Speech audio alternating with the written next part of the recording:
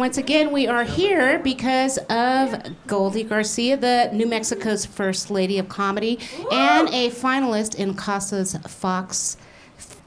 Top 10 Face of Fox, among many, many other things. Please welcome to the stage my friend, Goldie Garcia. All right, a girl who got married to wear red lipstick. Yeah, that's me. Well, people, boy, what a hot day, huh? Oh, yeah. And, you know, I'm not going to use that same open joke that I use about, gee, I just had a show in Vegas, New Mexico, you know. Because right now, Eddie Tafoya's using it in Vegas, New Mexico. But I just came from an audition down in South Broadway, and I'm a South Broadway girl, originally a South Broadway, then North Valley. But my grandfather was the head of the Mexican Mafia. Yeah, he made people offers they couldn't understand. And I get tired. All my life I've heard men call me hot tamale. Hot tamale, a food, you know? You don't hear Latino men saying about white women, ooh, check out the legs on that saltine cracker. I'd like to have that with a slice of cheese. Velveeta. But I'm sure the day I was born, I'm almost positive that the Dr. Woodard went to, Mr. and Mrs. Garcia, you just gave birth to a hot tamale. And at the baby shower, you know, being a Latina just doesn't end with the stereotype that I have to live with, okay? But at the baby shower, they gave my mom for me. They gave her little booties with stilettos on them, you know. My bib had a push-up bra, you know. There was a disco ball over my crib made out of wrought iron, you know. And she got all these wonderful gifts, and then she's like writing thank you letters, and they're like, oh, they're not for Goldie, they're for the baby she's going to have when she's 10, okay? Yeah, hand-me-downs.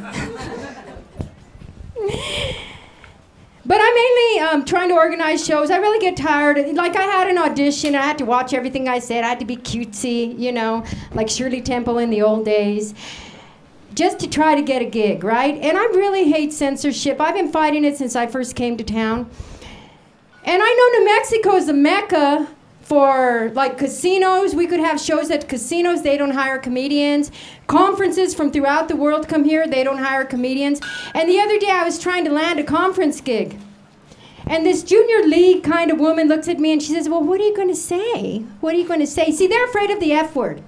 To New Mexicans, the F word is a verb, okay? It's not an adjective, it's a verb. Like if you say around a New Mexican, ooh, check out those fucking cholos. They see two cholos fucking, all right? Yeah, I mean, you know, so she's like, well, what are you going to say? I'm like, gee, what am I going to say?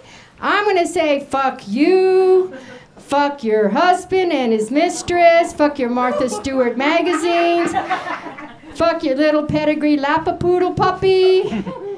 Fuck your spice cabinet, Rachel Ray spice cabinet. By the way, you're out of oregano. Fuck the grasshoppers in your yard. What else can we fuck? Oh yeah, fuck those polo attire. You know, they're really garanimals, you know, for adults, you know. And with your closed-mindedness, bitch, fuck the gated community between your ears called your brain. Thank you.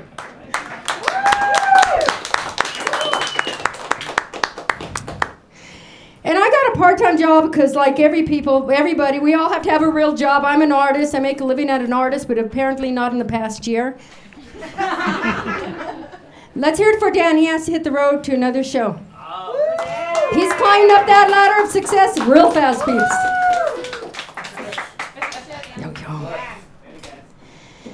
So I got this job in Old Town, and it's really annoying because we get the tourists, right? And these tourists came in from Philadelphia, and they're wearing the fuck you, his, and her matching shirt. And he starts up on the Mexicans, because of course Mexicans are everywhere. They're in fucking Norway, okay? They're everywhere. They're in my neighborhood, all right? But turn your phone off, Wolfman. Okay, thank you. Okay, so he's like, trying to like say, oh, the Mexicans this and my tax dollars that, and you know, I'm Hispanic. What the hell? I'm a Latina. Does he not see this?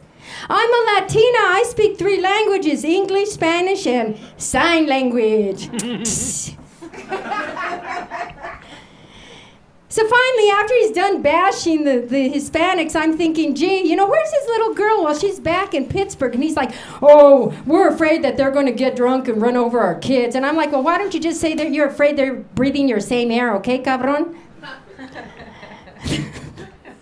And right after they're done bashing the Mexicans, they say, gee, do you know of a good Mexican restaurant where we can eat at? I'm like, yeah, here's a map to Juarez and give my best to the cartel. And I've done comedy a long time, and boy, have I gone through hell. I've gone through dating comics. When I broke up, their friends turned the mics off while I was on stage in Boston. Poor thing, huh? Poor thing. But I've been thrown off a bunch of stages. When I first started comedy, I remember we were doing the balloon fiesta near the park. And I had some comedy time, and people were like, I was saying, you know, we got people from Germany here, and we got people from Russia. Do we have any Japanese? And I said, I guess not. I didn't hear anything. I guess not. I didn't see a picture of Godzilla in the sky, you know, a balloon of Godzilla. Well, they're like, get the fuck out of here. They threw me off the stage. Then I was in San Francisco, and it was like wall-to-wall people. You know how we talk ourselves into the stage just to get stage time? Oh, yeah, I'm a comic, you know, just very beginning. Oh, yeah, I'm a comic. I'm real funny. So it was wall-to-wall people. Latin American Day in San Francisco, big stage. And I talked my way, and I didn't know. This was before all stupid out of New Mexico. I didn't know, and I didn't use profanity either. But I didn't know that blacks were Hispanic too. I didn't know Hispanics could be black, so I was up there trying to do my bit and probably sucking big time. And there were about 4 black guys, and they're like wanting their friends, get off the stage, bitch, get off the stage. And I'm like, excuse me, this is Latin American Day. I think you're in the wrong neighborhood. And they're like, get the fuck off the stage! Blacks are Hispanic too. They need love too. No, I'm kidding. By the way, have you guys kissed a lesbian today? That's my new bumper sticker. Oh, this show? I haven't come out of the closet yet, okay? I've been married twice. I don't know when I'm going to come out. I don't know if I'm going to ever come out. I'll come out of the coffin. Hey, I'm gay, okay? But we're dedicating this show to Kate and the 2 gringas that have supported the Duke City Comedy League with advertising. A round of applause for them. Keep them in your prayers. One of them has cancer. And I was host for a short time of that Duke City Comedy League. But let me tell you, boy, did the tables turn weird on that. When I was first filming, who by the cameraman was Superman, Comedy Man, or whatever the fuck they want to call that guy screwing people in the alley by the dumpster. Did you see that damn picture they put on Facebook? Okay, back to being angry. Not angry. Okay, anyway, I was waiting to go on stage, and they had a guy with a rubber chicken and dollar signs over his shirt, and I'm thinking, gee, they just put anybody on this show, my God. They're filming anybody to be on this show. Then they asked me to be the host. I said, see, I was right. They'll just put anybody on this show. Well, let's see. Oh, I forgot to tell you, I got thrown out of the press club, too, in Albuquerque. Anybody know the press club? Man, one drink, and I turn all cruda and start dancing on tables, man. Let's talk about the press club. Do you know the press club? Well, I wasn't doing comedy there. I was drinking tequila. And this woman that worked for Channel 4, she was a director, and I think I was writing for the paper at that time. And apparently she had a beef with my younger sisters in high school at Valley High, but she decided to carry on and pick on me at the press club. And if you've ever gone to the press club, there's nothing but a bunch of losers there. You know, there's a bunch of like former writers. It looks like a ship in the desert filled with drunken pirates. That's what this press club looks like. Anyway, this guy comes up to me and he's like, oh, and that woman was sitting like right here, and he's like, oh, I like your art, and me, you know, I'm a touchy-feely person. I'm like, oh, thank you. He's really grabbing his dick, but I'm like, thank you. And she pushed me away and she says, he's married. And I said, you know what? She was being a bitch. She pushed me. And I'm on tequila that night. Of course, she's a member and I'm not. And I said, you know what? And she was an obese woman. She was a Latina. And I looked at her and I said, you know what? Latinas are usually thin and beautiful, and you're not that. Third time, get the fuck out of here! Who knew I was ever born with those little crinolines and those shiny patent leather shoes like those little Latin girls are, with pushing their hair back and everything, going to First Communion. But I'm raised Catholic, and Catholicism even screwed me up more. You know, first of all, I was not allowed to speak Spanish growing up. The nuns used to spank the kids that spoke Spanish. And once this kid said something in Spanish, and that nun beat him like a piñata. Yeah, when the candy fell out of his pockets, I picked it up, okay? And Dee didn't like me. She walked around me singing, if I had a hammer, if I had a hammer. And I could swear she had a hammer because there was a guy in our classroom nailed to a cross.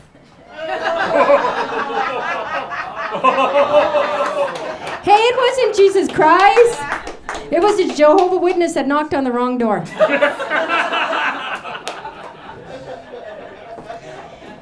what is it with New Mexicans always trying to start fights, you know? I don't know. Why is it? Maybe that's just my curse in life. My cross to bear is I'm an old hippie. I don't want to fight, okay? People always want to fight. Like I was coming out of Smith's, the really nice part of town, Constitution and Carlisle. So I assume. And it is a gated community, but those people are so rich, they don't need a gate to live in that area, okay? That's how wealthy they are. Well, anyway, I'm walking out of the store after I was watching a couple, you know, cash out. And I'm walking out the store, and this chola, man, the door slammed shut, the glass doors. I'm out in the parking lot, me and a chola. And she, like, has eyeliner from here to Peñasco, right? And she's like, excuse me, were you checking out my man? And stupid me, tonta, because I'm a truth person, right?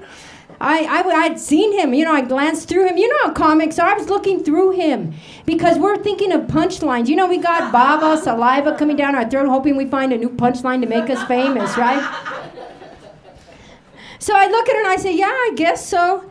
And then she says, then I put my hand on her shoulder because I was just like, oh, I guess so. And then she says, get your hands off me or I will kick your ass. And I'm thinking, Jam, I'm from South Broadway, okay? People, you know South Broadway, the Espanola of Albuquerque. And I'm from South Broadway with a Harvard degree. I have to brag about that, you know? Yeah, I do have a diploma from Harvard University hanging on my wall. Yeah, I swiped it off my gynecologist wall. With my feet, but...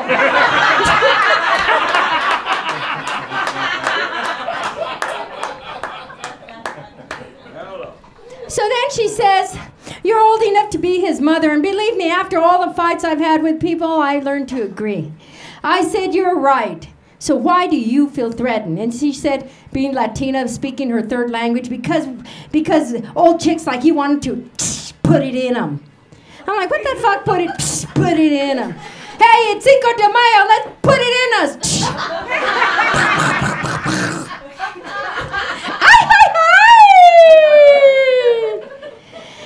And then I looked at her, and poor guy, he was innocent in all this. And I said, don't flatter yourself. I have better taste than that. And I look at the guy, he looked like a damn cover of May's issue of Mad Magazine. He was like this. I'm going to fight over a man that looks like that. So he started dragging her away to the truck. I mean, dragging her away. And once, like a Rottweiler, once I saw him, like, strap her in the truck. Here's the truck. I walked to the front of the truck. And I looked at them, and I made it clear I looked at them, I slapped my ass, and I flipped her right off. You don't even belong in this neighborhood, Chola. Then I realized at that moment, damn, I didn't even belong in that neighborhood. Thank you, my name's Goldie Garcia.